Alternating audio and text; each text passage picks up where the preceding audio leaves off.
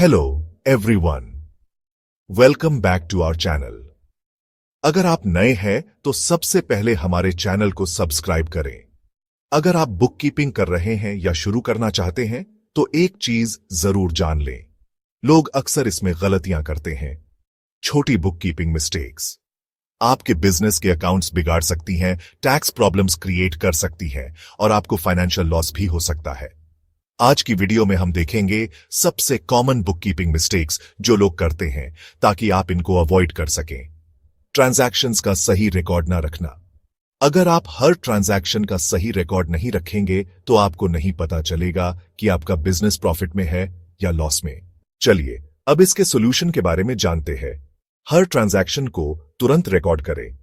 Manual या digital book keeping का सही तरीका अपनाएं। फॉर एग्जाम्पल, मान लीजिए आप एक किराने की दुकान चलाते हैं लेकिन आप सिर्फ बड़े ट्रांजैक्शंस लिख रहे हैं, छोटी छोटी सेल्स का रिकॉर्ड नहीं रख रहे। यह आपके प्रॉफिट लॉस का गलत कैलकुलेशन दिखाएगा। कैश और बैंक ट्रांजैक्शंस मिक्स करना।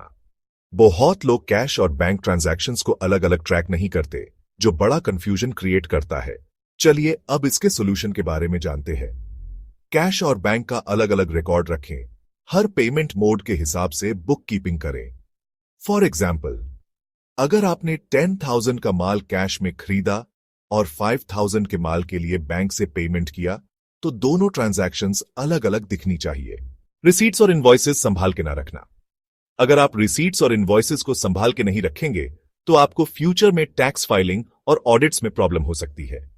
चलिए अब इसके सॉल्यूशन के बारे में जानते हैं। हर ट्रांजैक्शन का प्रूफ सेफ रखें। डिजिटल इनवॉइसेस का बैकअप मेंटेन करें। एग्जाम्पल, अगर आपको टैक्स ऑडिट में इनवॉइस दिखानी पड़ गई और आपके पास नहीं है तो आपको अननेसेसरी पेनल्टीज या फाइन देना पड़ सकता है। बिजनेस और पर्सनल एक्सपेंसेस को मिक्स करना। बहुत लोग बिजनेस और पर्सनल एक्सपेंसेस को अलग नहीं करते, जो बुक कीपिंग में प्रॉब्लम क्रिएट करता है। चलिए अब इसके सॉल्यूशन के बारे में जानते हैं। बिजनेस और पर्सनल के लिए अलग बैंक अकाउंट्स रखें। हर एक्सपेंस को कैटेगरी वाइज ट्रैक करें। फॉर एग्जाम्पल, अगर आप बिजनेस के पैसों से घर के खर्चे निकाल रहे हैं तो आपको बिजनेस का एक्चुअल प्रॉफिट पता नहीं चलेगा। बुक कीपिंग को रेगुलरली अपडेट ना करना। अगर आप बुक कीपिंग को डेली या वीकली अपडेट नहीं करेंगे तो रिकॉर्ड्स एक्यूरेट नहीं रहेंगे। चलिए अब इसके सॉल्यूशन के बारे में जानते हैं। डेली या वीकली बुक कीपिंग का रूटीन बनाएं।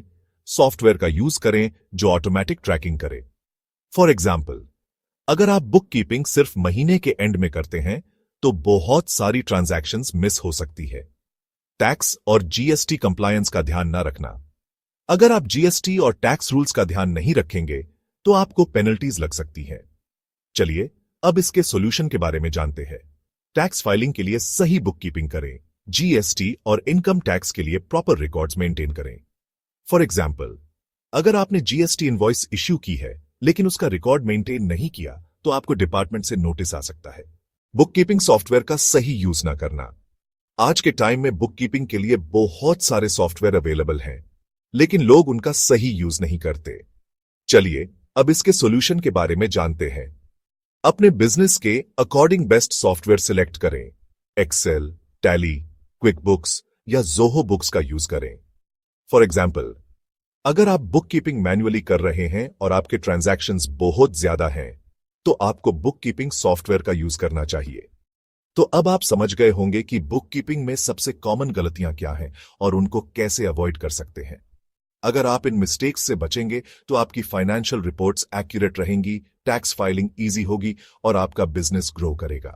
अगले वीडियो में हम देखेंगे बुक कीपिंग में फ्रॉड कैसे होता है और इससे कैसे बचा जा सकता है। अगर आपको वीडियो पसंद आई हो तो लाइक करें, कमेंट करें और चैनल को सब्सक्राइब करें ताकि बुक कीपिंग और बिजनेस मैनेजमेंट के और भी इंपॉर्टेंट लेसन्स मिस ना हो।